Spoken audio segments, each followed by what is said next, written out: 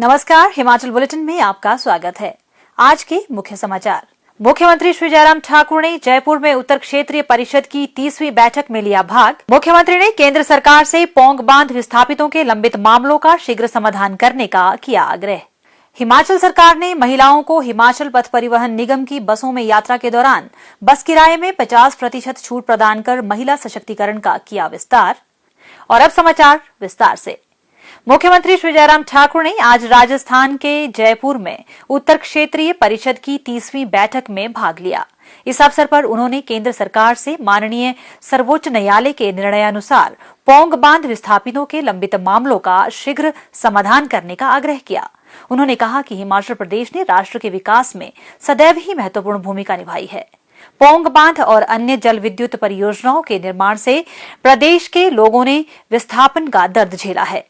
पौंग बांध के निर्माण के दृष्टिगत 16,352 विस्थापित हिमाचलियों के पुनर्वास के लिए राजस्थान में 2,25,000 एकड़ भूमि आरक्षित की गई थी। इनमें से केवल 8,713 विस्थापितों को भूमि मुरब्बा उपलब्ध करवाया गया है। केंद्रीय गृह मंत्री श्री अमित शाह ने इस बैठक की अध्यक्षता की। इस बैठक में कानून व्यवस्था, आंतरिक सुरक्षा, सीमा संबंधी मामले और अंतर्राज्यीय जल संबंधी मामलों की चर्चा करने के लिए 8 राज्यों और केंद्र शासित प्रदेशों के मुख्यमंत्रियों और लेफ्टिनेंट गवर्नर ने भाग लिया। श्री जयराम ठाकुर ने कहा कि प्रधानमंत्री श्री नरेंद्र मोदी ने 27 दिसंबर 2021 को सिरमौर जिले की गिरी नदी पर 7,000 करोड़ रुपए की लागत से निर्मित होने वाली रेणुकाजी बांध परियोजना की आधारशिला रखी थी। 40 मेगावाट की इस परियोजना से 200 मिलियन यूनिट बिजली का उत्पादन होगा। इससे दिल्ली के पीने के पानी की 40% आवश्यकता की पूर्ति होगी। यह महत्वाकांक्षी योजना उत्तरी क्षेत्रों के कई राज्यों की ऊर्जा और पेयजल आवश्यकताओं को पूरा करने में महत्वपूर्ण साबित होगी। मुख्यमंत्री ने देश में एकल उपयोग प्लास्टिक पर प्रतिबंध लगाने के केंद्र सरकार के निर्णय की सराहना की। उन्होंने अटल टनल रोहतांग के निर्माण के लिए प्रधानमंत्री श्री नरेंद्र मोदी के प्रयासों के लिए आभार व्यक्त किया। इसके निर्माण से प्रदेश में पर्यटन व्यवसाय में वृद्धि होने के साथ चीन के सीमावर्ती क्षेत्रों पर तैनात सैन्य बलों की त्वरित आवाजाही में भी सुगमता हुई है। श्री जयराम ठाकुर ने कहा कि भाखड़ा ब्यास प्रबंधन बोर्ड परियोजनाओं में हिमाचल प्रदेश की हिस्सेदारी 7.19% है, परंतु राज्य को इसमें पूर्णकालिक सदस्य का दर्जा प्राप्त नहीं है। उन्होंने कहा कि भाखड़ा परियोजना में प्रदेश की 1 लाख एकड़ से अधिक उपजाऊ भूमि और ब्यास नदी पर पोंग परियोजना के कारण डहर में 65,563 एकड़ भूमि जलमग्न हो गई है, जबकि प्रदेश को इन जलाशयों से उत्पन्न बिजली और पानी के उचित उपयोग का अधिकार नहीं दिया गया है। श्री जयराम ठाकुर ने पिंजौर बद्दी नालागढ़ सड़क का 4 लेन संबंधी मामला भी उठाया।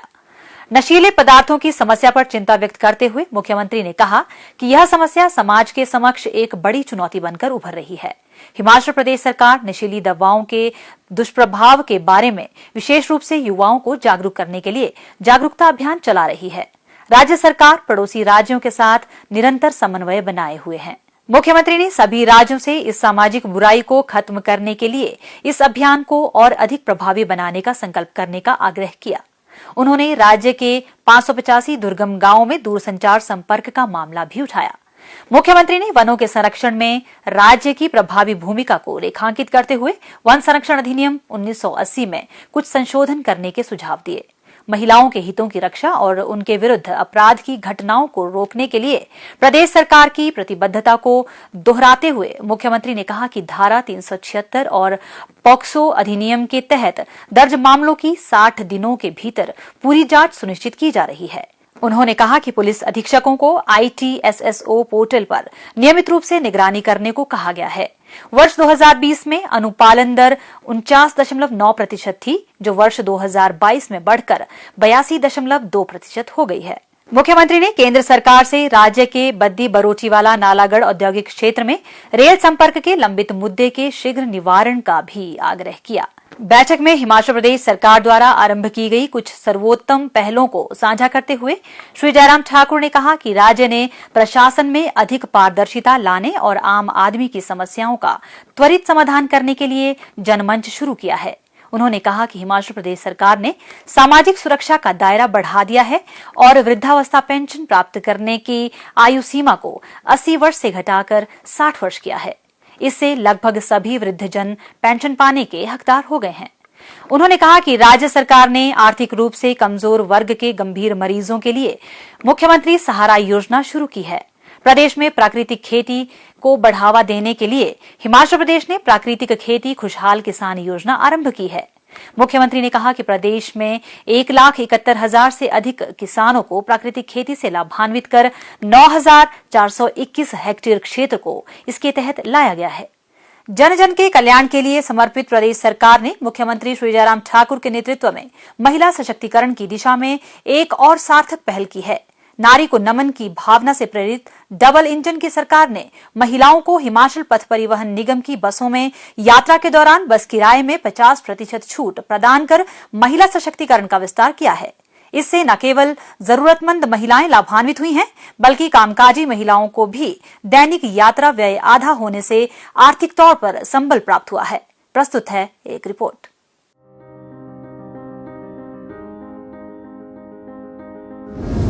जयराम सरकार का नारी शक्ति को बड़ा तोहफा। सरकारी बसों में सफर करने पर देने होंगे अब आधे पैसे।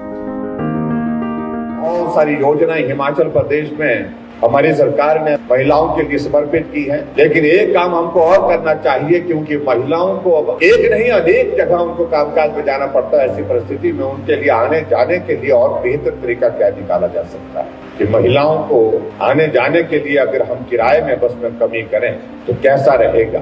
ये हमारी जिम्मेवारी को निभाने के लिए हमको काम करना है। अब आप कल्पना करिए, जहां 3,000 4,000 रुपए खर्चे एक महीने के अंदर सिर्फ आने जाने के लिए, कामकाज के लिए सिर्फ किराए के रूप में हो रहा है बसों में, उस परिवार का अगर उसका किराया अगर 4,000 से 2,000 आ जाता है तो कितनी बड़ी राहत उस परिवार को।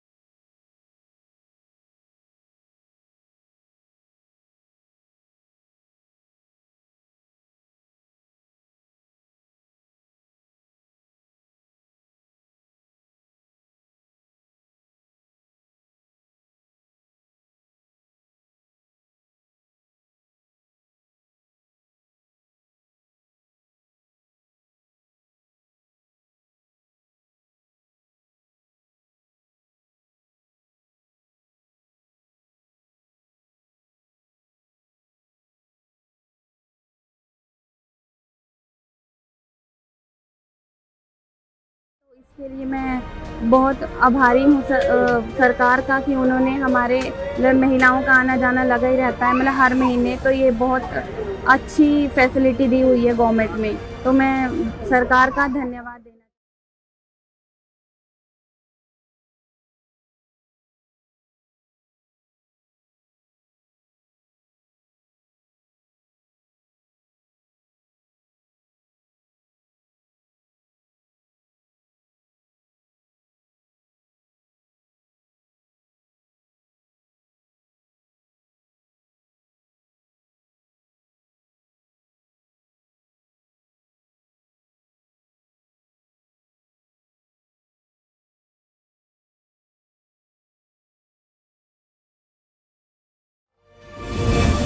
डबल इंजन की सरकार, नारी सशक्तिकरण का हो रहा विस्तार।